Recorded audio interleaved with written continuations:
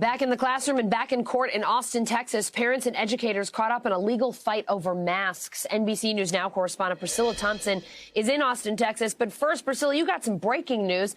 Texas Governor Greg Abbott just tested positive for COVID. What's the governor's office saying?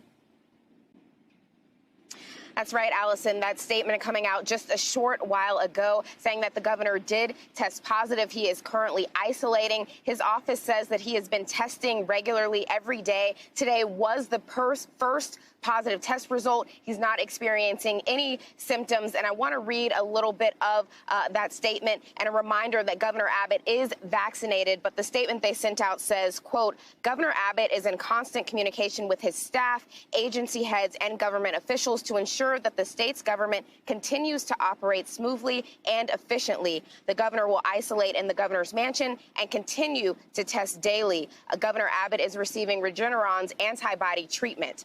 So we know that that is sort of what's happening, but obviously sending that message that things are going to continue as is. And again, reiterating that they say he is not having any symptoms and that he is vaccinated.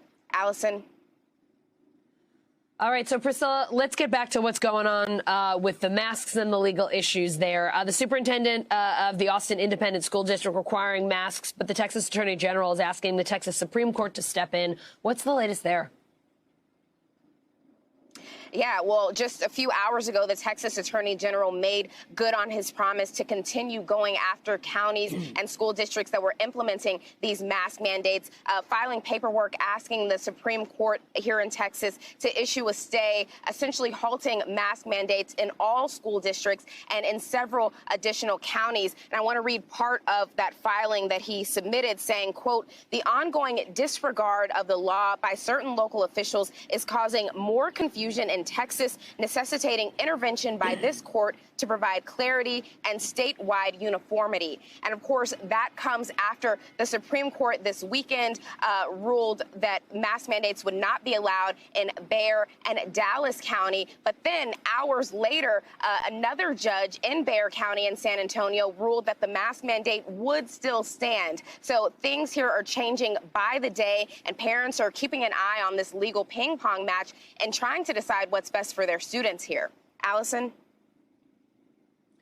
Priscilla, the superintendent, Dr. Elizalde, wrote an article for Time magazine this week called Why I'm Mandating That Austin Schools Must Be Masked When Classes Start. She starts off writing that requiring masks is not and has never been about defying the governor. What else does she say about her decision?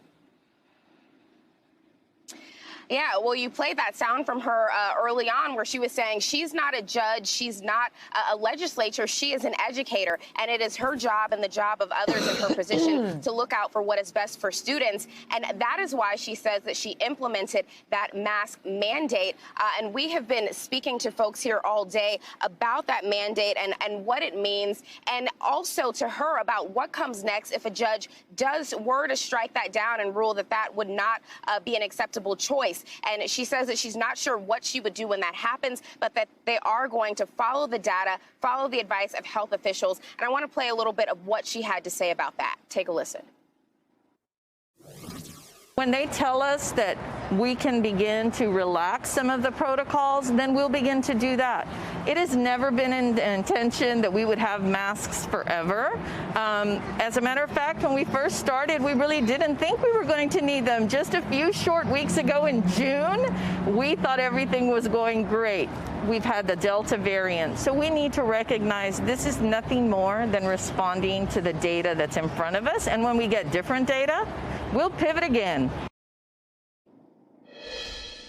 And so there you have it, adding just further complications to an already complicated school year that is likely going to require a lot of pivoting. Allison? Yeah, a complicated school year all around the country. Priscilla in Austin, thank you.